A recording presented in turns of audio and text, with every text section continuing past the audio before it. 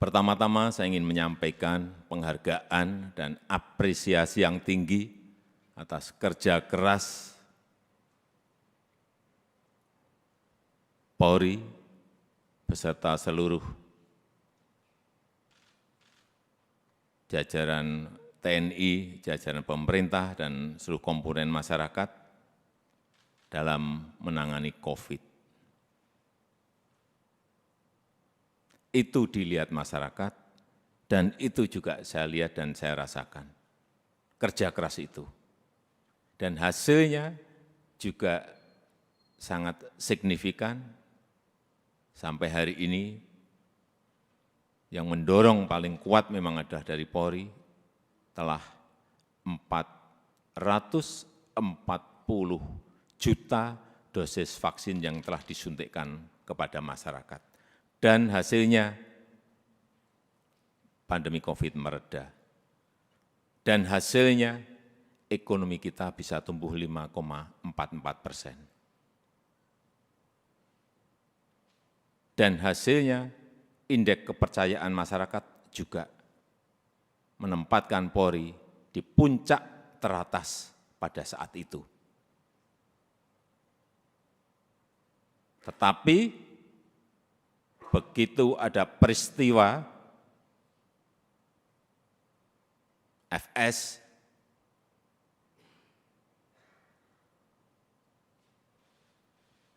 runyam semuanya dan jatuh ke angka yang paling rendah. Dulu dibandingkan institusi-institusi penegak hukum yang lain tertinggi, sekarang saudara-saudara harus tahu menjadi terendah. Ini yang harus dikembalikan lagi dengan kerja keras saudara-saudara sekalian. Di November itu masih 80,2, sangat tinggi sekali, bukan tinggi, sangat tinggi sekali. Sekarang kemarin Agustus berada di 54, jatuh, drop sangat rendah sekali.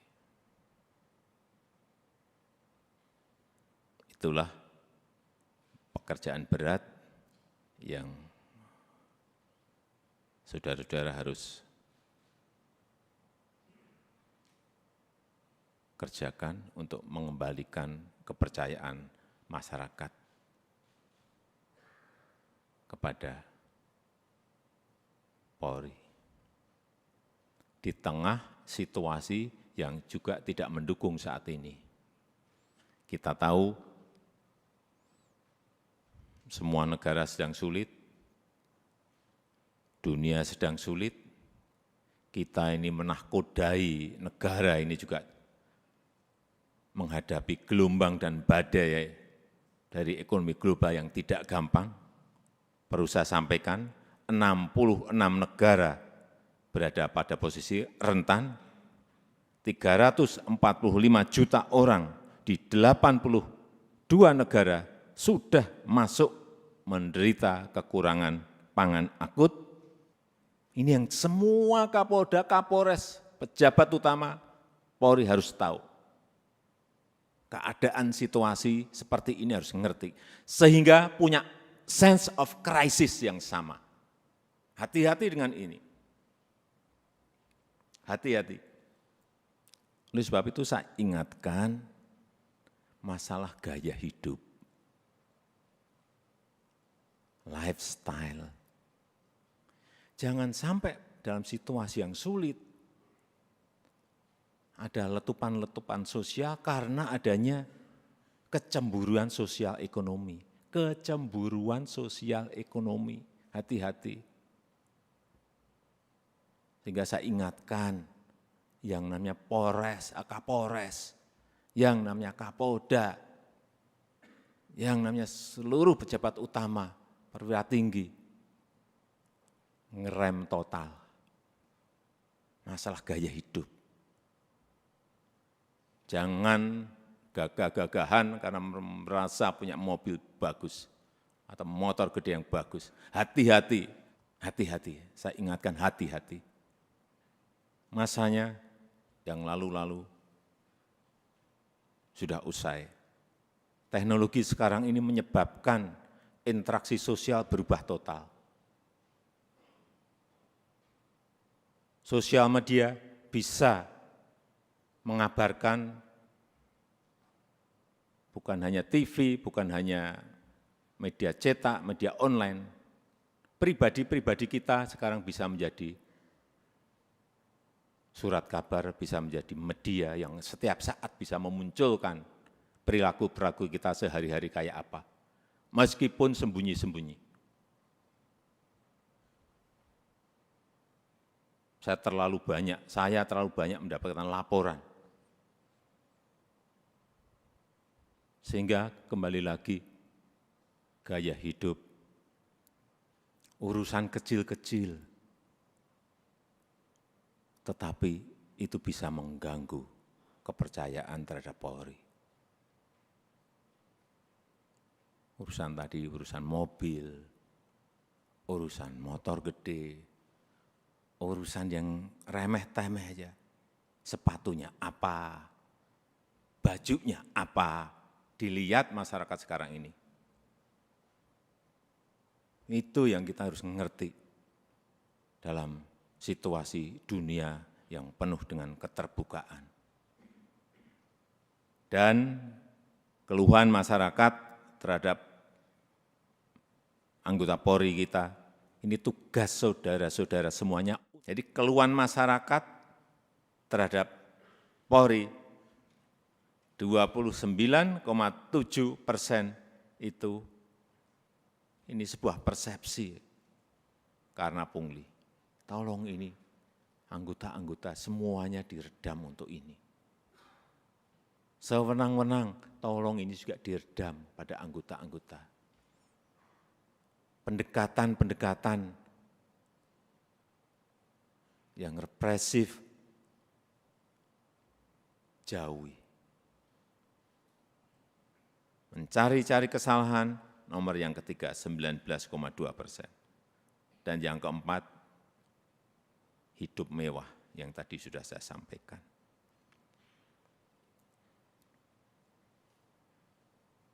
Karena Bapak, Ibu, dan saudara-saudara sekalian, itu adalah aparat penegak hukum yang paling dekat dengan rakyat, paling dekat dengan masyarakat, dan paling sering berinteraksi dengan rakyat.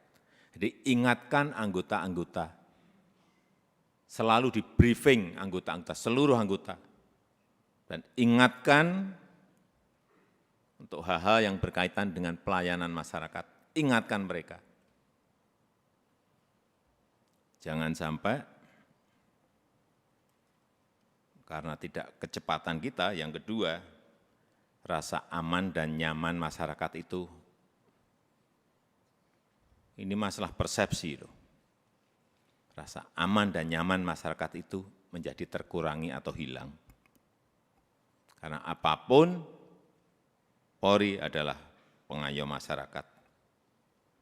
Hal-hal yang kecil-kecil, tolong betul-betul dilayani betul.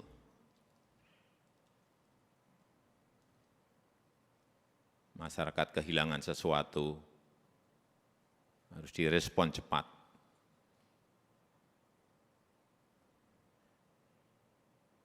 Sehingga rasa terayomi dan rasa aman itu menjadi ada. Yang ketiga, yang berkaitan dengan soliditas. Jangan sampai ini, hati-hati, ini sudah masuk tahun politik. Karena pemilu sudah berjalan tahapan pemilu sudah berjalan sejak Juni yang lalu. Harus ditunjukkan soliditas di internal Polri dulu. Rampung, kemudian soliditas Polri dan TNI, itu yang akan mengurangi tensi politik ke depan. Soliditas. Harus ada kepekaan. Posisi politik ini seperti apa sih? Karena saudara-saudara adalah pimpinan-pimpinan tertinggi di wilayah masing-masing.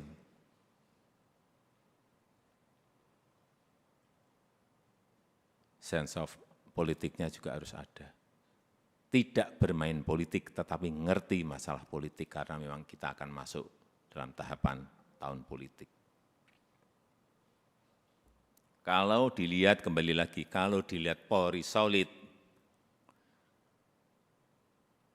kemudian bergandengan dengan TNI solid,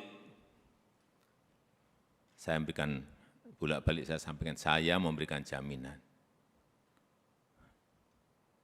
stabilitas keamanan kita, stabilitas politik kita pasti akan baik.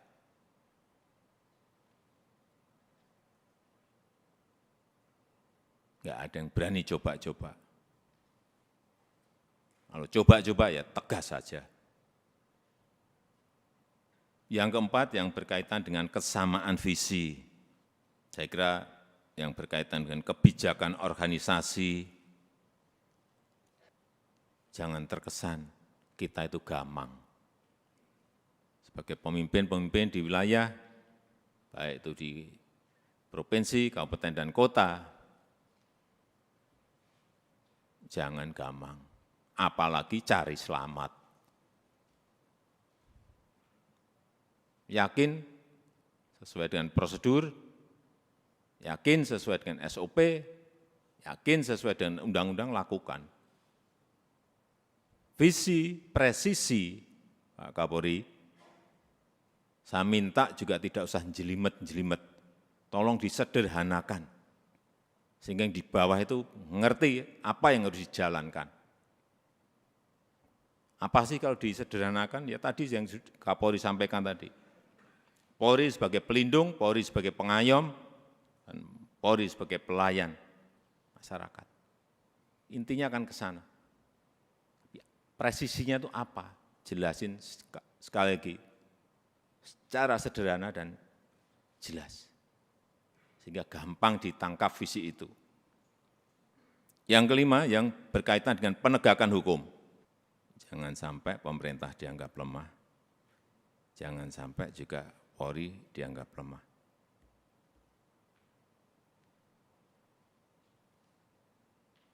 Saya sudah perintahkan kepada Kapolri saat itu, urusan judi online, bersihkan. Ya udah.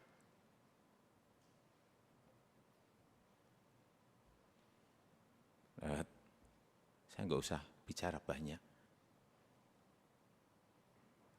Saudara-saudara tahu semuanya, perintah ini tahu.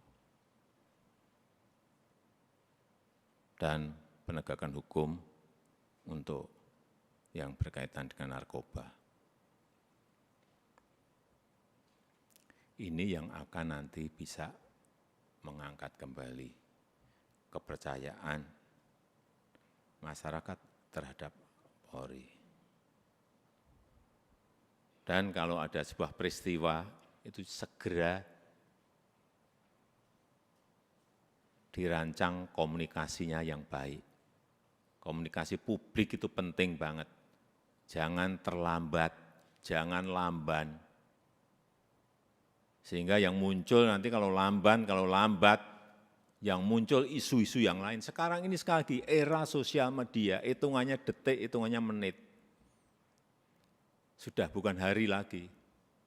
Begitu ada sebuah peristiwa kecil, dan saudara-saudara menganggap ini kecil, sehingga tidak ditangani, dikomunikasikan dengan baik, dengan kecepatan, membesar menjadi sulit untuk kemudian diselesaikan lagi. Ini tidak berada pada posisi yang normal. Dunia sekarang ini.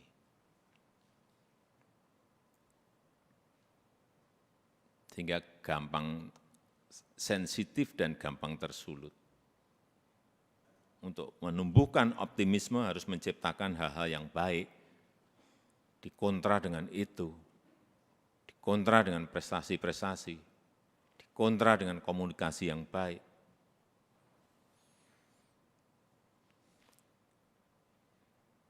Saya rasa itu yang ingin saya sampaikan dalam kesempatan yang baik ini.